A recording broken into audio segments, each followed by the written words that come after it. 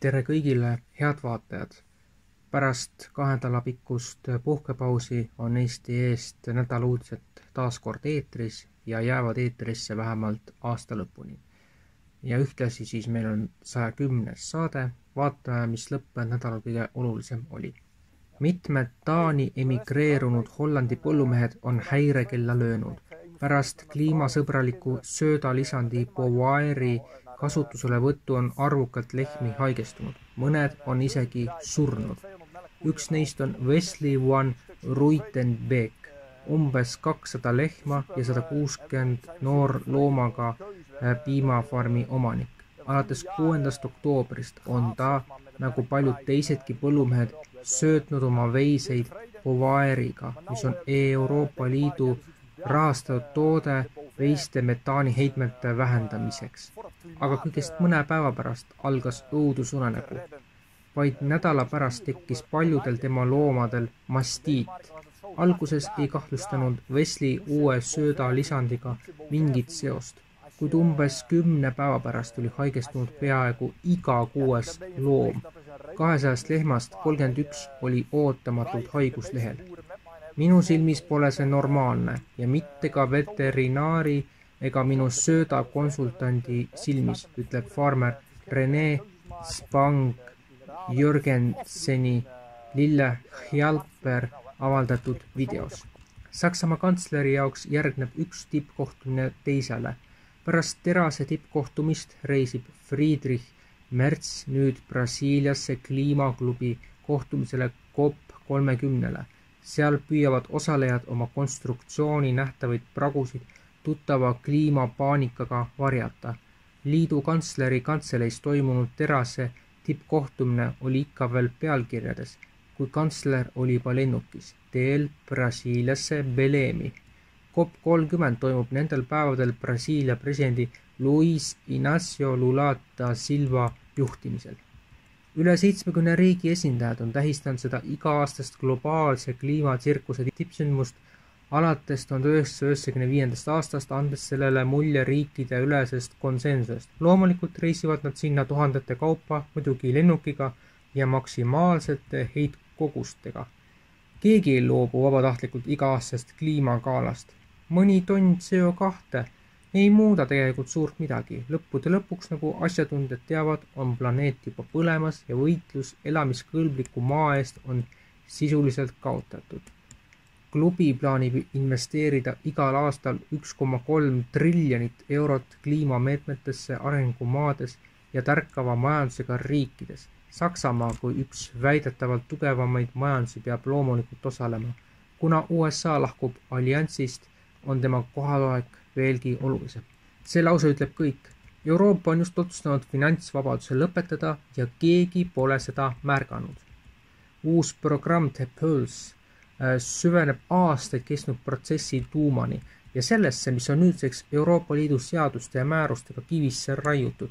Euroopa Liit ei ehita mitte ainult digitaalset valuutat, mitte ainult identiteedisüsteemi, mitte ainult rahapesuvastast regulatsiooni. See loob tervikliku ühiskondliku kontrolli mudeli, mis kaotab radikaalselt ära sularaha, autonoomsed tehingud ja anonüümsed krüptovaluutad. Alates 2027. aasta jaanuarist jõustub Euroopas mitu määruste kogumit, millel kõigil on sama eesmärk. Sularahamaksed, mis ületavad 10 000 eurot, muutuvad ebaseaduslikuks. Anonüümsed rahakotid kaovad. Iga krüptotehing, mis ületab 1000 eurot, vajab valitsuse heakskiitu. Pangad, kaupmehed, kodanikud, kõik kaasatakse kohustusliku identifitseerimisvõrku. Digitaalne euro saabub 2029. aastal miljardi eurose eelarve, piiratud krediidivõimaluste ja täieliku jälgitavusega. Need ei ole mustandid, soovitused ega mõttekoja dokumendid. See on seadus. Otsus, mis mõjutab otseselt 340 miljonit inimest. Meiepoolne kommentaar on selline, et kui sellele täna keegi vastu ei astu, see on minu isiklik rõhutus ja ma räägin seda, mis on teada, siis sellesse süsteemi sisse minemine lõpeb paljudele, kui mitte praktiliselt kõikidele suure kaotuse ja kodudest ilma jäämisega. Kuid sellele vastust ei anta, on tagajärjed karmid. Sundüürnike pikett Toompeal leidis aset 11. novembril ja teiste hulgas võtsid sõna Marika Tuus-Laul ja Plaan B ümarlaua liige Mario Maripuu. Me vahendame sellest piketist paari sõnavõttu siis lühendatud kujul ja kuulakem siis, mis inimestel öelda on. Ja teine küsimus. Alati küsitakse, et miks sundüürnik, et miks mitte üürnik või isegi et eelisüürnik. Aga sellepärast, et me ei ole mitte keegi ju ise oma saatust valinud.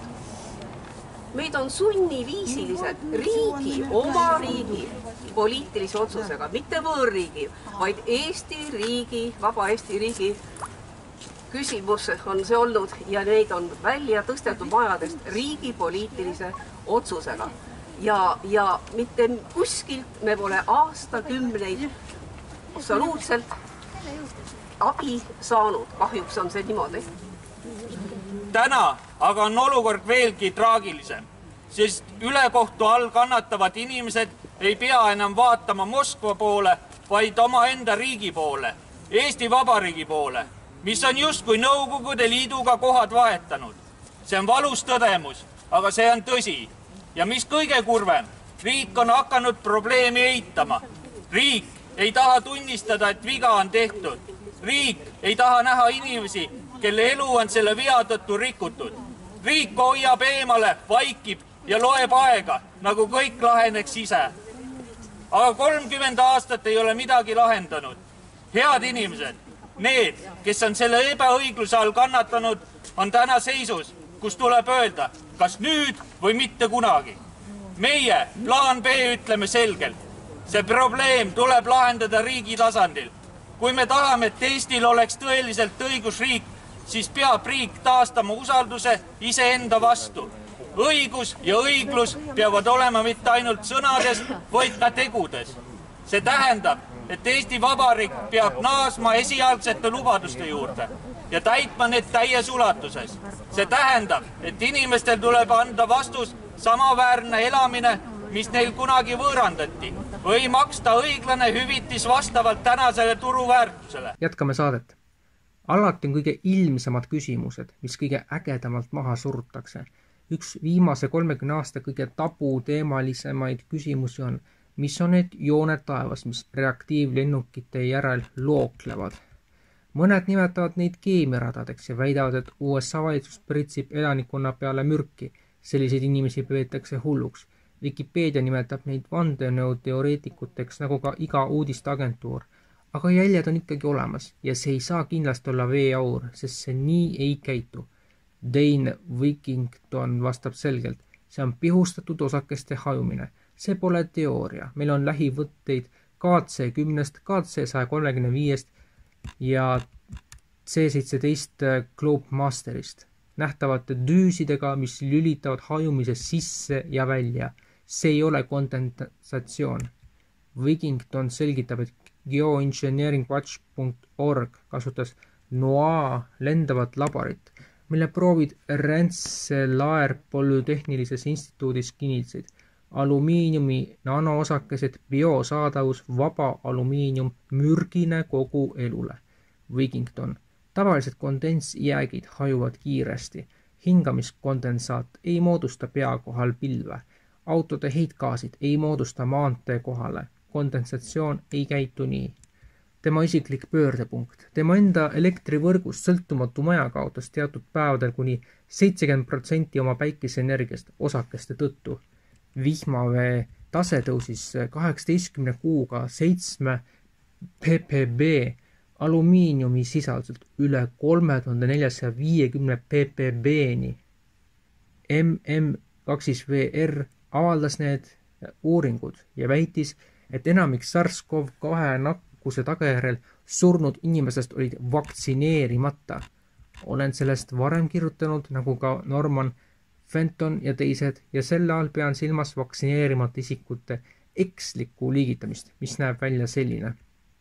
See on tõeliselt ebaaus. ja uskumatult segane. Lugege seda 2 korda või isegi 3 korda. Vaktsineerimata isikutele manustati annuseid. Vaktsineerimata vähem kui 14 päeva pärast 2-annuselise vaktsineerimiskuuri esimese annuse või 1-kordse annusega vaktsiini saamist. Kas saate aru, mida nad siin tegid?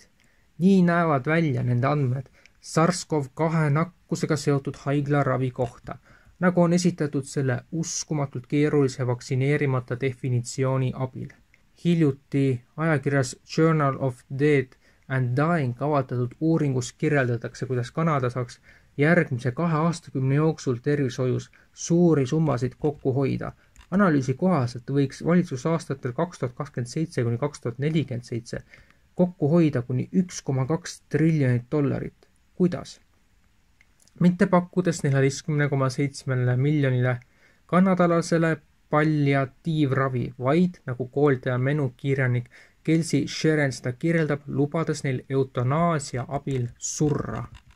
Uuring modelleerib 2 stsenaariumit, vabatahtliku eutanaasia stsenaarium ja mittevabatahtlik stsenaarium. Tuleb arvestada ulatust 14,7 miljonit inimest. Sharoni sõnul hõlmavad need järgmist: 9 miljonit vanemat kanadalast, 4 miljonit inimest, kellel on vaimuhaigus või kellel on enesetapu oht, 300 000 põlisrahva liiget, samuti suur hulk sõltlasi ja kodutuid. Võrdluseks, Kanadas elab umbes 37 miljonit inimest. Mudel mõjutaks peaaegu 40% elanikkonnast.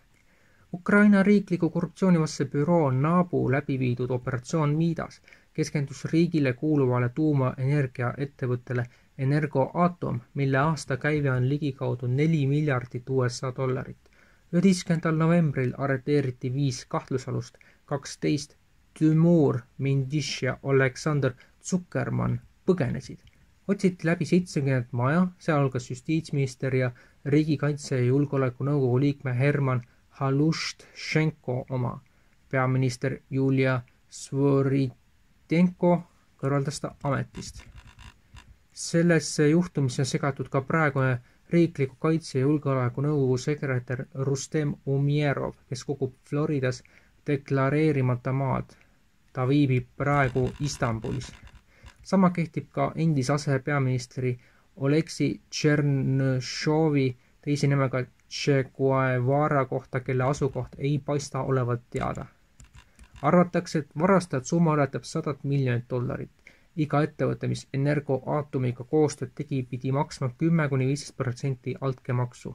Raha pesti väidetavalt Energoatomi endise direktori 2006–2007 Andrii Terkashi kontori kaudu, kes üritas 2019. aastal Rudy Giuliani ees Hunter Bidenit Ukraina kuritegudest süüdistada. Sündmuskohalt leiti täielik komplekt musti raamatuid.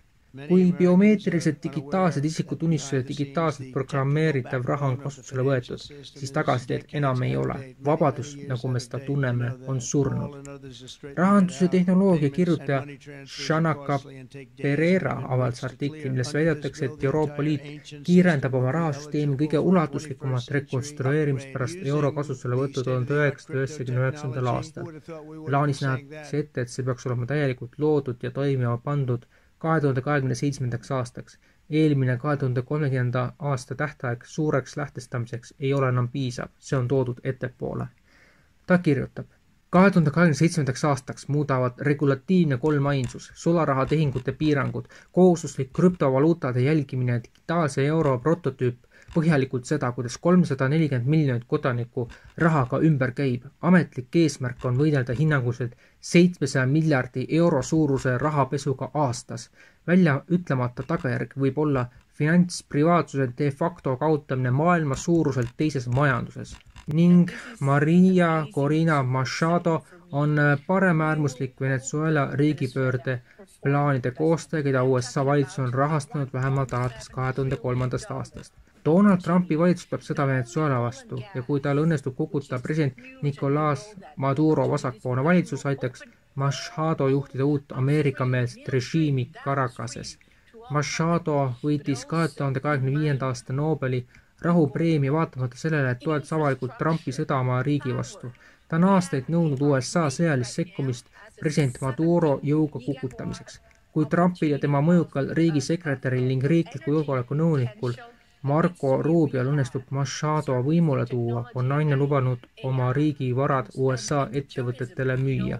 Machado selgitas uhkusega Miamis, Floridas toimunud USA ärijuhtide grupile, et ta plaanib massiivset erastamisprogrammi, mis pakuks $1,7 triljoni suurust võimalust Venezuela nafta, maagaasi, infrastruktuuri, kulla ja muude mineraalide kaevandamiseks.